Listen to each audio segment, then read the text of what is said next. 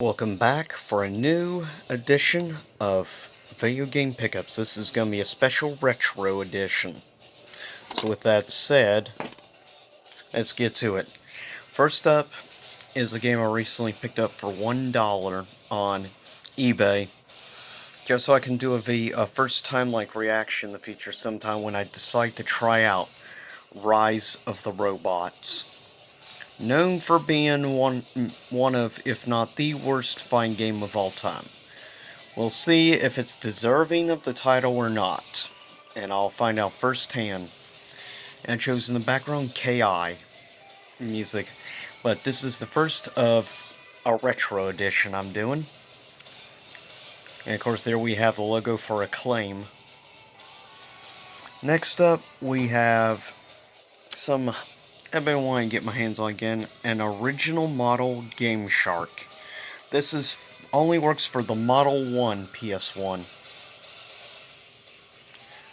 Which is very unique because the reason why it only works on a original model PS1 because you have to plug it into the back of the console. Only Model 1s had the plug in the back, so anything after Model 1, you couldn't use this or the Action Replay cartridge. Which is very fascinating and interesting. Now there you have a switch where you can actually turn on and off the Game Shark, which is a cool, nifty little feature. It's just a cool little piece of older game tech that was designed. And I'm glad to actually have, finally, the original PS1 Game Shark. I've had for many years the disc version Codebreaker.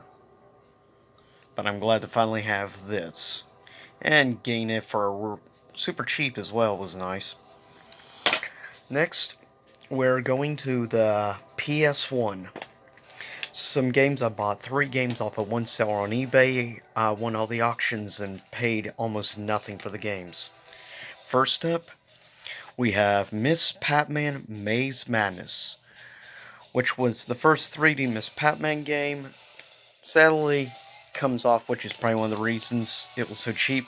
And yeah, also did this in honor for breast cancer awareness, which is very interesting, because that wasn't done in video games at the time, doing something like that.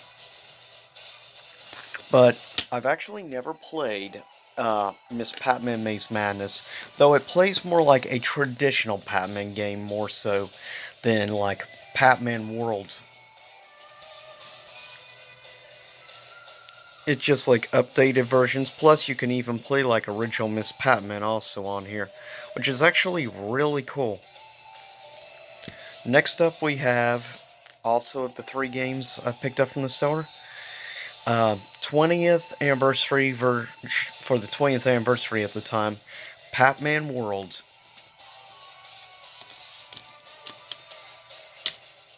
And of course a little advertisement for Namco Museum, which are pretty cool collections.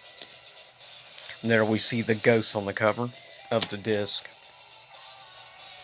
But yeah, this one has some more traditional style places, but then you have more like 3D roaming style stages more so. Definitely unique. Now this is the only one of the 3D era Patman I actually ever played, was the original Patman World. But it was nice and be able to get the original black label versions rather than the greatest hits was nice. And the third game that I got with from the seller, Patman World 2. And I got this like dirt cheap. Probably because it's the greatest hits version, not the original version label. But I think I paid something like $2.50 for this. And I paid like $4 for each of the Patman games. The total combined, yeah, I did not spend much at all. I spent a little over $10 for 3 games. Which shows the Patman games as of right now are not really collector's items. No one, I guess, is interested in collecting the 3D Patman games. Which is why I'm taking advantage if I can find good deals. Now, I actually did win an auction the other day, Patman World 3 for the DS, but I'm still waiting for that to show up. But I almost have all the 3D era Patman games now. There's only 1 or 2 more left to get. But definitely this was a really cool thing I wanted to show in this retro style. Though I don't really consider PS2 retro, but that's just me. Next up, we're gonna look at two original Xbox games, and then I'm saving the most interesting for last. First up, I hadn't had for a while, and I got this. I found this on eBay, I think because of being the platinum hits and everything. Like, I think I got this for some like $350 on eBay, which is definitely a good deal. Mortal Kombat Deadly Alliance, though, it's not exactly a Mortal Kombat game most people are interested in collecting. I get it. I mean, it definitely isn't nearly as good as Deception or Armageddon, in my opinion. Still, that's good for collectors like me and others that may be watching this video. If you haven't collected Deadly Alliance, get it now, or you can still get it really cheap. I recommend if you have multiple different things from the 6th generation, get the Xbox version just because I think overall it plays better than like the PS2 version. Second to last one to save this, Prince of Persia: Sands of Time. Now I did own this game back in the past, but years ago I misplaced my original copy, so I was happy to find one for a really good price. This game actually I got, funny enough, off of a coworker at work because he was in the process of selling off like his original Xbox and Xbox 360 stuff. So I took advantage for it because he didn't know many people that collected original Xbox stuff. So I took advantage and bought this off of him. So I was happy to be able to finally have again Prince of Persia: Sands of Time, a classic on the original Xbox. Last but not least, well, not last but not least, actually I have a couple of other surprise things.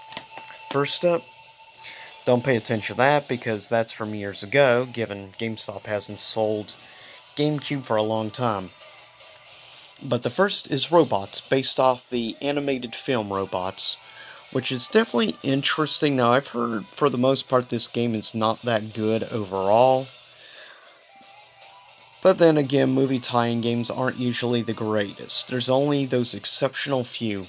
But still, I was curious because I like platformers, and I heard this was a platformer game.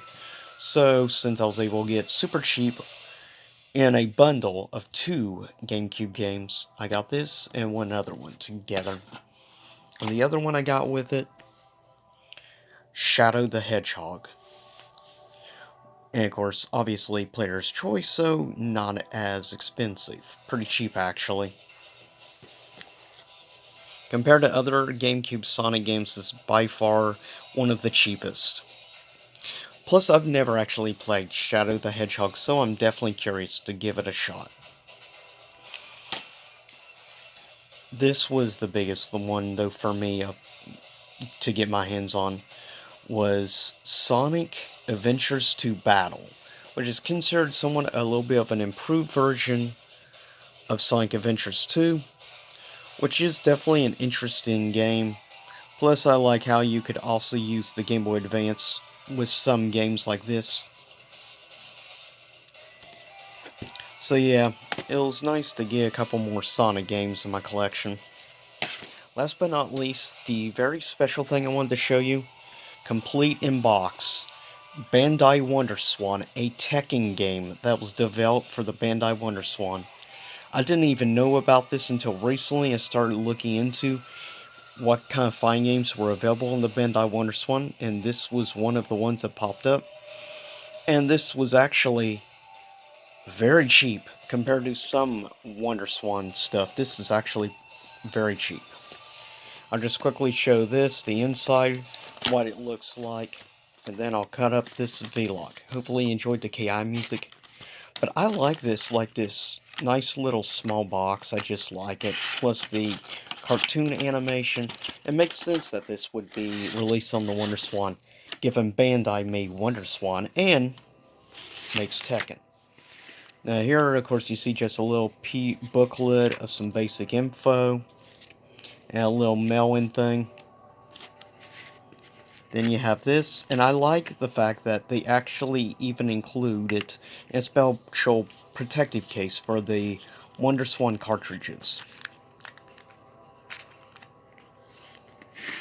which is actually really cool. But that's it for this edition of Game Pickups. Hopefully you enjoyed it, and I'll see y'all next time. Same YouTube time, same YouTube channel. Stay safe.